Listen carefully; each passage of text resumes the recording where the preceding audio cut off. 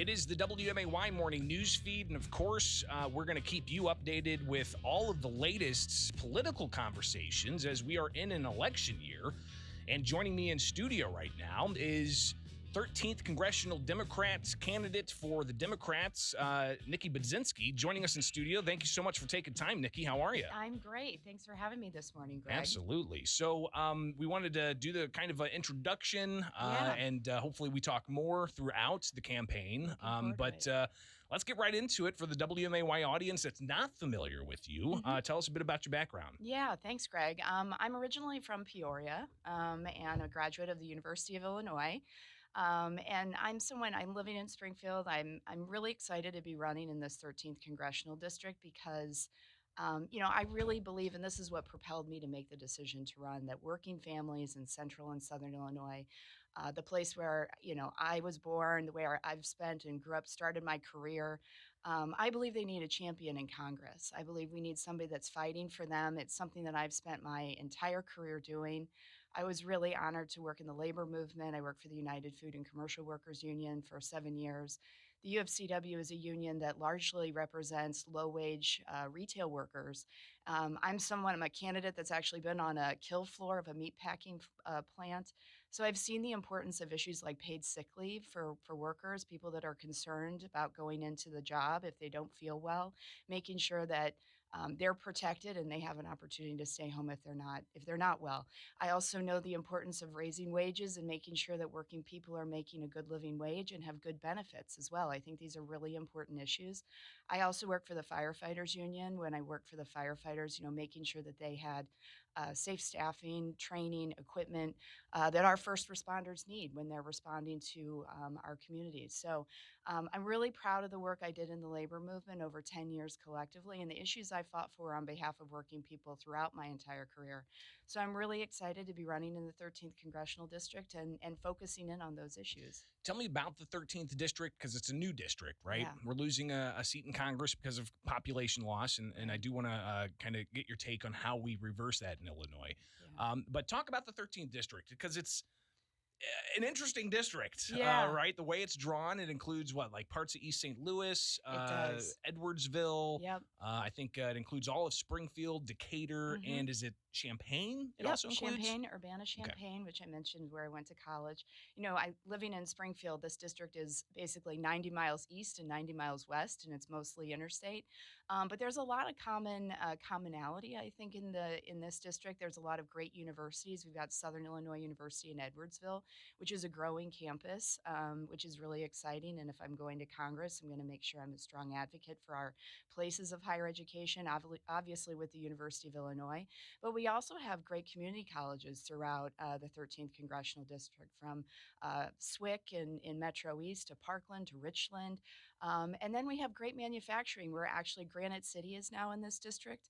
And then we have ADM in Decatur. So it's a district that actually has a lot more in common than what I think people might initially think by taking a look at the map. I'm excited to be campaigning throughout each and every aspect and corner of this district, and that's what we've been focused on doing. So we've got, of course, the petitioning process ongoing. I believe the filing is sometime in March, and then we've got the primary. Yep. You, of course, may have a primary contender, so we may talk about this more as we approach the June 28th primary. But Sure.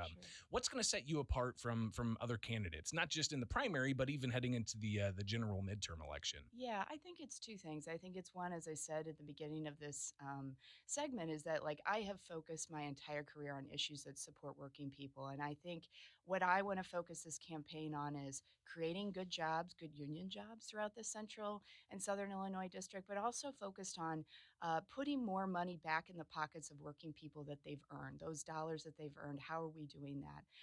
I have a record of delivering on those things. So it's not just experience at the state and the federal government levels in getting things done, but it's also a commitment to the issues that I think matter most in central and southern Illinois.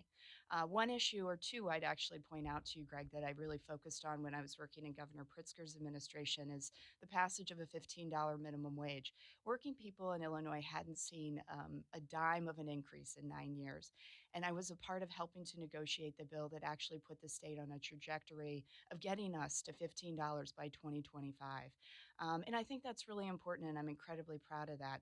The other thing I helped to do was to really jumpstart broadband and high-speed internet access. I mean, it's an incredibly important issue. If any of us in these last 2 years know the importance of connectivity in our homes, for both children to learn and also for for people that are trying to get their jobs done. So I think investments in high speed internet access is something that's critically important. And when I worked for Governor Pritzker, I got to chair the Broadband Advisory Council, reconstitute that, and really bring people together on an issue that I think, quite frankly, is a bipartisan issue. And so these are the things I've really been committed to throughout my career. Those are the things I'd like to work on if I get to Congress. We're talking with Nikki Budzinski here in studio on the WMAY morning news feed. And Nikki, something else too is, of course, the politics of DC. Yeah. Because it's not, you're not running for the state house, you're running for the U.S. Congress. Right. Things are pretty divisive right now. Yeah. I think anybody can just look at the headlines and see that. Mhm. How do you wade through that and make sure that you're representing the entire district, Yeah. not just a certain political faction of the district? I think that's incredibly important, Greg. I think that we need to come together on issues, and I think there are, like the bipartisan infrastructure package that President Biden signed into law. That's creating good roads and bridges. It's investing in things like cybersecurity that we need in central and southern Illinois. These are investments that, quite frankly, shouldn't be Republican or Democratic issues. It's creating good paying jobs, but it's helping us make sure that if we want to ease the bottleneck around the supply chain, that we're investing in our port system so that we can get our goods to market easily. That's what we should be investing in. And those are the kind of issues that I think are common sense, that we should really be focused on more in Congress.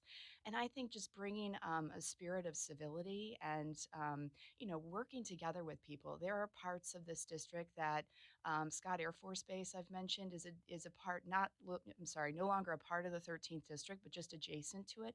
It's still an economic engine of the Metro East area.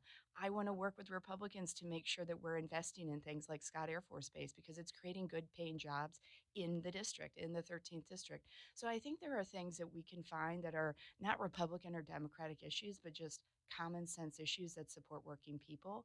And that's what I'd want to be working on.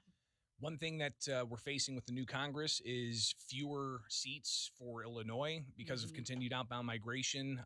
8 years in a row, we've seen that. How do we reverse that? Not just for Illinois with Illinois specific policies, but is there anything that you can do as a member of Congress to help facilitate changes in Illinois to bring in more people, or somehow get some federal policies passed to help bring people back to Illinois, if that's even possible? Yeah, I do think it's possible. I think through innovation, I think through opportunity, like I mentioned, we have two of the greatest universities in the state of Illinois in this district.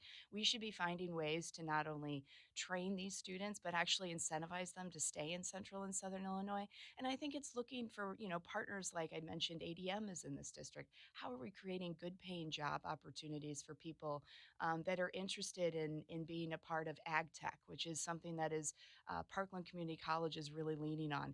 How are we creating job opportunities for the workforce of the future right here in central and southern Illinois that are going to keep and attract students and people to stay in this community?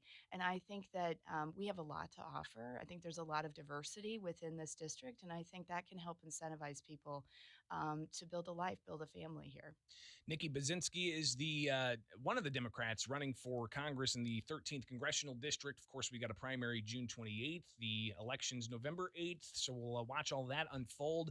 Nikki, here, finally, just tell us where people can find more information about you, and if voters are interested in checking out what you have to offer, where can they find it? Yeah, thank you so much, Greg.